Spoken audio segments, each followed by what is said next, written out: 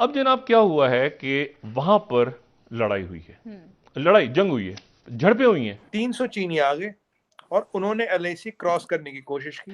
यहां पर लड़ाई हुई है और यहां पर उस लड़ाई में लातादाद लोग जख्मी हुए हैं। चाइना इसलिए वो इज्जत बचा के भागे, हड्डियां तोड़ाए और इज्जत बचा के भागे चीनी। The Chinese wanted to capture this area और जिसे कहते हैं ना, वो चाइनीज चाहते हैं कि हम इंडियन जो पोस्ट हैं वो उखाड़ दें, लेकिन ये जो इंडियंस हैं they made it unsuccessful. India को इनकर्जन का पहले से शक था, इंडिया के भी उससे ज्यादा लोग मौजूद थे। अब चाइनीज के ऊपर जो है ये हमला होना, जितनी इंडिया की तरफ इंजर्ड की संख्या है या नंबर्स हैं, उससे कई गुना ज्यादा चाइनीज साइड है, ये भी बताया गया। चाइना हर बार चुप रहता है। इंडियंस का तो ये है वो बता देते हैं, चाइनीज का ये वो बताते नहीं है। चाइनीज नेशनल्स पे अटैक हुआ है, ठीक है ना। यहाँ पे ये लोगैन होटल जो है ये चाइनीज नेशनल्स का इलाका है और चाइनीज के ऊपर अटैक होना, तालिबान और ये सारे, हमारी कंटेनमेंट तो नहीं होने लगी कहीं कि हम दरमियान में हैं। जब इनको मुंह की खानी पड़ी, जब इनके लोग जख्मी हो गए तो फटाफट भाग गए, डर के भाग गए। क्यों? इन्हें लगा यार गलवान की तरफ 135-40 लोग मरेंगे और अब की बार इनके लोग फिर मरते हैं तो ये शी जिनपिंग दुनिया भर में मुंह दिखाने लायक नहीं रहता, इसीलिए फटाफट कल्टी होके निकल लिए। नमस्ते दोस्तों, जय हिंद। हिंदुस्तान स्पेशल में आपका स्वागत है। दोस्तों, भारत और चीन के सैनिकों के बीच अरुणाचल प्रदेश के तवांग सेक्टर में एलएसी पर झड़प हुई है। घटना 9 दिसंबर की है। सूत्रों के अनुसार इस झड़प में चीनी सैनिकों को दुम दमाकर भागना पड़ा। भारतीय सेना पहले से तैयार थी और उन्होंने चीनी सैनिकों की हाथ पांव की हड्डियां तोड़कर वापस भेज दिया। हालांकि इस घटना में भारतीय सैनिकों को भी चोटें आईं, लेकिन हमला करने आए करीब 300 सैनिक उल्टे पांव वापस लौट गए। भारतीय सेना ने ऐसा जवाब दिया कि चीनी सैनिकों को अपने बिलों में घुसा दिया। सूत्रों के मुताबिक तवांग सेक्टर में आए आमने सामने के क्षेत्र में भारतीय सैनिकों ने चीनी सैनिकों को करारा जवाब दिया। घायल चीनी सैनिकों की संख्या भारतीय सैनिकों की तुलना में कहीं अधिक थी। दरअसल चीनी सैनिकों को भारतीय पक्ष से मुस्तैदी की उम्मीद नहीं थी, लेकिन भारतीय सैनिक पहले से इसके लिए तैयार थे। जो इससे भी ज्यादा मेरा ख्याल है, इस इक्वली खतरनाक बात है, लेकिन मैं इसको ब्रेक पे जाने से पहले उसको मैं डिस्कस जरूर करूंगा। वो ये है कि यहां पर 15 जून 2020 के बाद ये है 2022 का इख्तिताम हो रहा है। इस दौरान तल्खियां रहीं चाइना की और भारत की मुख्तलिफ इलाकों में, खास तौर पे जो उसके आप समझ लें कि लद्दाख के इलाके में, यानी मशरकी इलाके में, और इसका जो मगरबी हिस्सा है वो जाहिर है कि वो इलाका है जिसको अरुणाचल प्रदेश कहते हैं।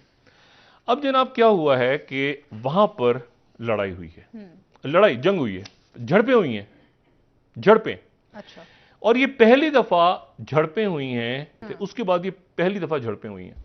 यहां पर लड़ाई हुई है और यहां पर उस लड़ाई में लातादाद लोग जख्मी हुए हैं। एक तो वो वाकया पेश आया, उससे ज्यादा संगीन वाकया चाइनीज नेशनल्स जहां ठहरे हुए हैं, और राइटर्स को कोट करते हैं, हम राइटर्स को कोट कर देते हैं, जो हमारी 9th स्लाइड है, कि चाइनीज नेशनल्स पे अटैक हुआ है, ठीक है ना। यहाँ पे ये लोगैन होटल जो है ये चाइनीज नेशनल्स का इलाका है और चाइनीज के ऊपर अटैक होना, तालिबान और ये सारे वहां पहुंचे, लड़ाई हुई। चाइनीज और इंडियन ट्रूप्स के बीच क्लैश हुआ है और उसके नतीजे में 9 के करीब कहा जा रहा है कि लोग जख्मी हुए हैं।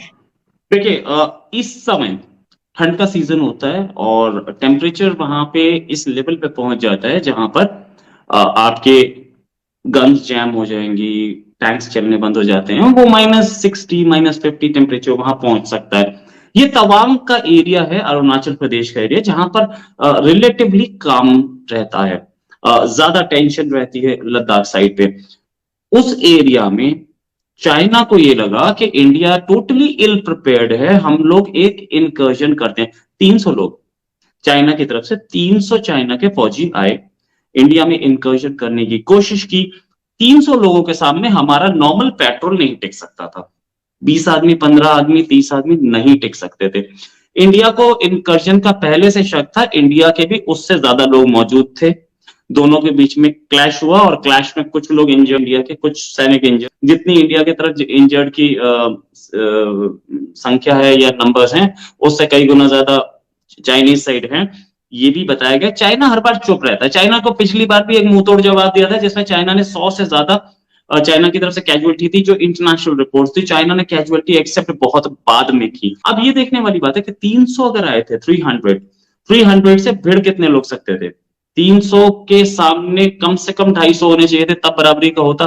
तो इंडिया नॉर्मल पेट्रोल पे नहीं था, इंडिया के लोग वहां पे थे और इंडिया अच्छी तादाद में थे, जो कि हम लोगों ने स्ट्रेच किया।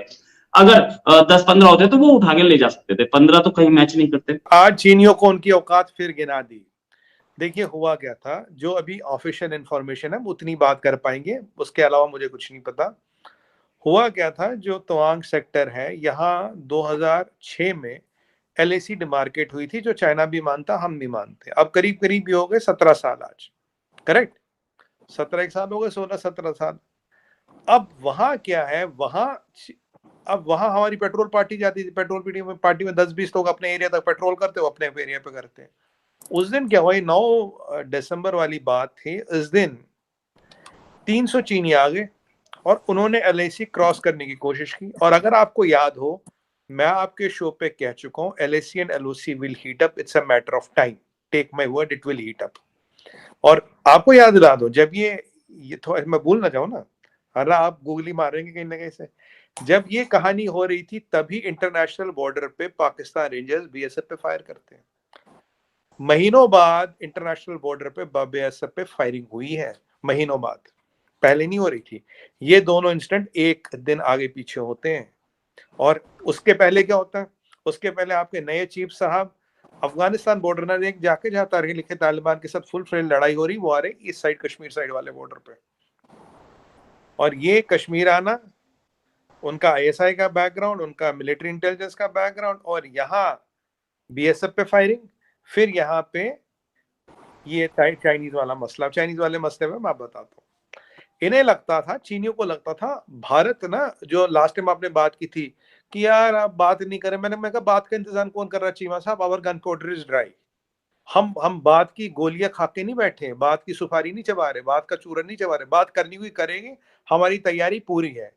चाइना को लगा -0 टेम्परेचर है, बिल्कुल टाइम नहीं है लड़ाई करने का, ना वो कोई लड़ाई करेगा, ना कोई लड़ाई जीत सकता है उस ऑल्टीट्यूड पे, टेम्परेचर पे। It's not humanly possible.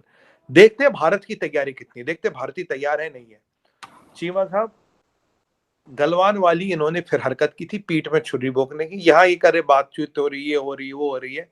300 लोगों का आने का मतलब पोस्ट की तरफ कोई मतलब ही नहीं। Who authorize that movement? Commander ने ऑथराइज किया, ये सेंट्रल कमांड के अंदर आता है। सेंट्रल मिलिट्री कमांड किसको रिपोर्ट करता है? डायरेक्टली शी जिनपिंग को रिपोर्ट करता है। ये हमारी तैयारी देखने आए थे। अगर हम गलवान टाइप एक इंसिडेंट करें, क्या भारत की तैयारी कितनी है, नहीं है, कितने लोग हैं, रेस्पॉन्सिवनेस क्या है, ये है। जब इनको मुंह की खानी पड़ी, जब इनके लोग जख्मी हो गए, तो फटाफट भाग गए, डर के भाग गए। क्यों? इन्हें लगा यार गलवान की तरफ 135-40 लोग मरेंगे, और अब की बार इनके लोग फिर मरते हैं तो ये शी जिनपिंग दुनिया भर में मुंह दिखाने लायक नहीं रहता। इसीलिए फटाफट कल्टी होके निकल लिए।